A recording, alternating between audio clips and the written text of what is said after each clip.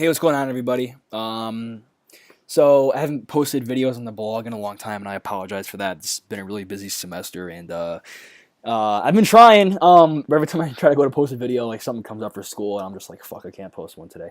Um, but I'm gonna try to start posting stuff on the blog. I don't have class on Tuesdays, so I'm gonna try to make Tuesdays like my lineup review day or like my blog day to try to get stuff in the morning.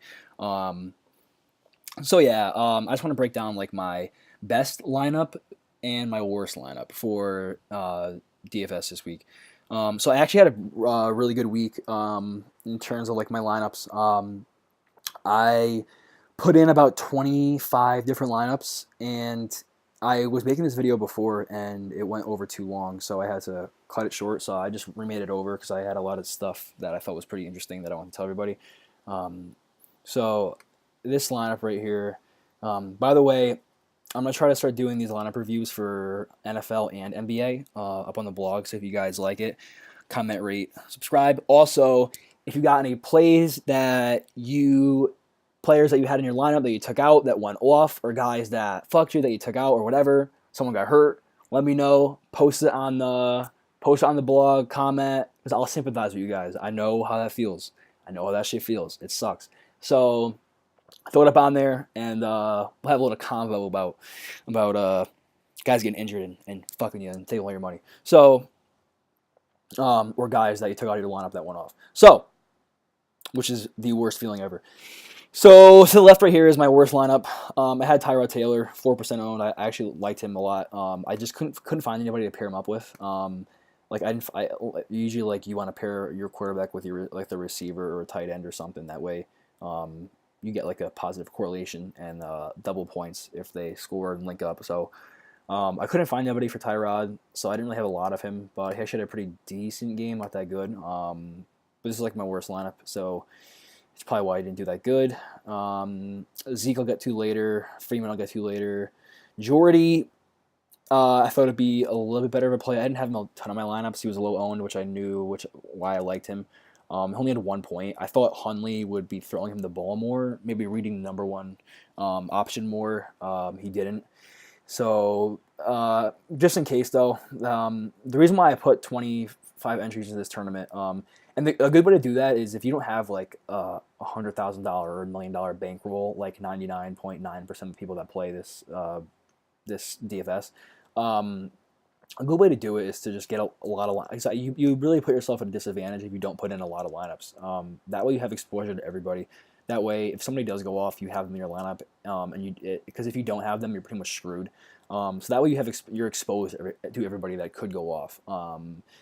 It's just a better use of your money. And if you don't have like a crazy bankroll, a good way to do that is to put in those tournaments into low-priced tournaments. Like do a ton of entries in a low-priced tournament, like either $1 is a good one to do.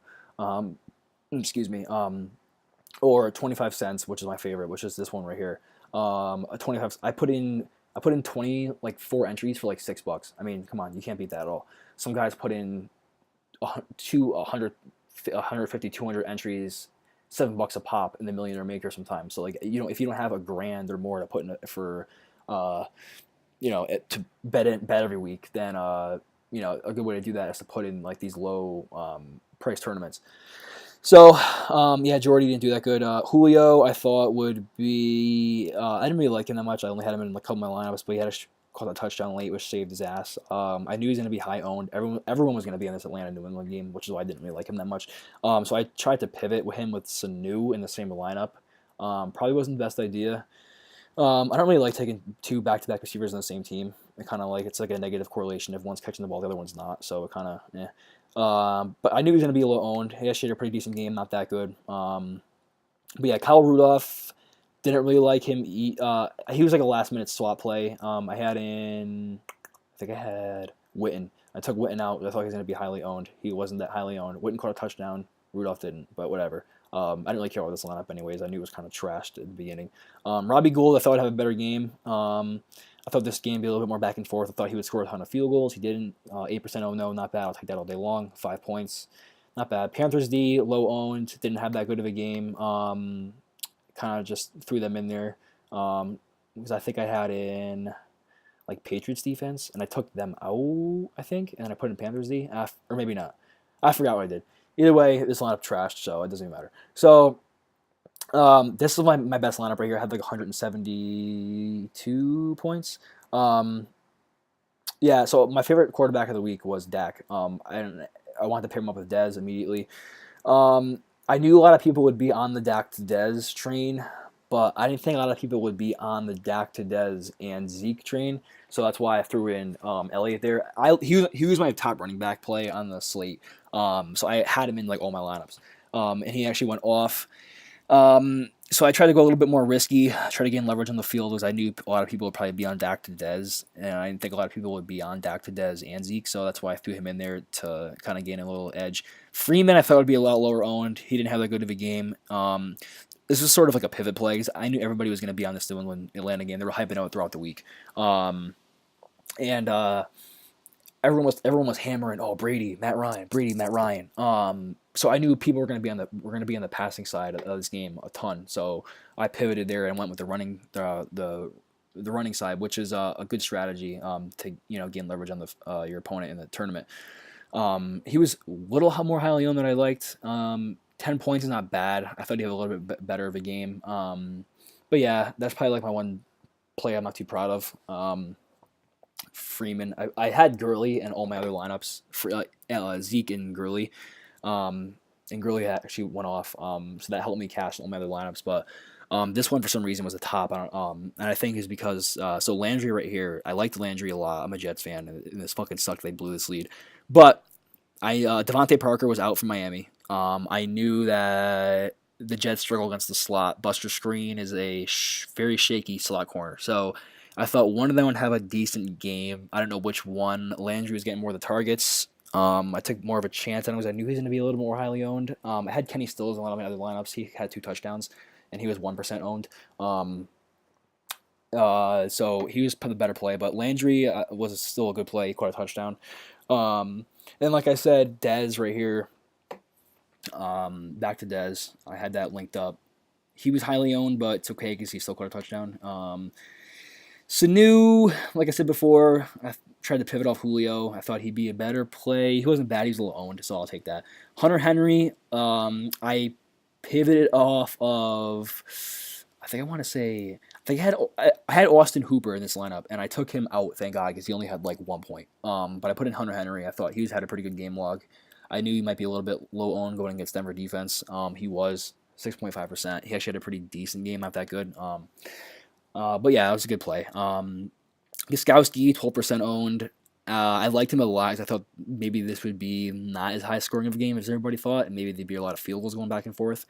And in fact, he actually had a pretty decent game. A couple field goals, so he was a good play. Wish he had a little bit more. Some kickers had a better day than him, but it was a good play going into a high total game. And I thought I'd be able to. He was expensive too, so I didn't think a lot of people would be taking him. So that's kind of my thought process into that play. Chargers defense, I really liked. I think they'll be low owned going against Denver. I thought that they've been playing good, and I did not think they would have this good of a game, but they actually did. And they're 3% owned, so that kind of shot me up the tournament leaderboard. So yeah, that was my best lineup of the week. Real quick, before this video ends, I want to show my other lineup that I had, which was this one, where I had Gurley, Zeke, Marquise Lee, really low owned, who I really liked. Kenny Stills, my boy. So this guy right here, 1% owned, caught 2 touchdowns. So that really hooked me up. I thought this was going to be the lineup that hit big, but this is my second best. Antonio Brown caught a touchdown in the beginning, and then got quiet the rest of the game. I have no idea why they stopped throwing to him. Jack Doyle, really low owned. I liked him as a pivot. Try to get this game. I thought it was going to be a little bit of a shootout, Jacksonville Indy, so I tried to get 2 passing guys in the game, and it didn't really work out. They're both really low owned, though, so that kind of helped me. Rams defense was just a play, so low owned. Great game by them. 17 points, 2.5% owned. A little bit of expensive, but I always try to choose between my 2 running backs, pick the defense, because it correlates well with your running back and your defense. So I try to match them up with one of these guys, and I didn't really like Cowboys defense, so I went with a Rams defense. I knew they were at home too, so I thought they'd be a little bit more low owned against Arizona, who actually had a pretty good game the week before. So I thought people would be not as on the Rams defense. as I thought, and I was right, and it paid off well. So I had a pretty good week this week. So stay tuned for more videos, guys. Got to cut this short because they make these videos with fucking time limits. So I'll cut this. Stay tuned for more videos. I'll be posting them regularly. I'm gonna try to get some NBA ones up there. Keep an eye out for the blog, www.thehealthylineup.com. I'll be posting more stuff frequently on there. And yeah, hope you guys win some money this week for playing NBA or NHL. And yeah, comment, rate, subscribe. Take care.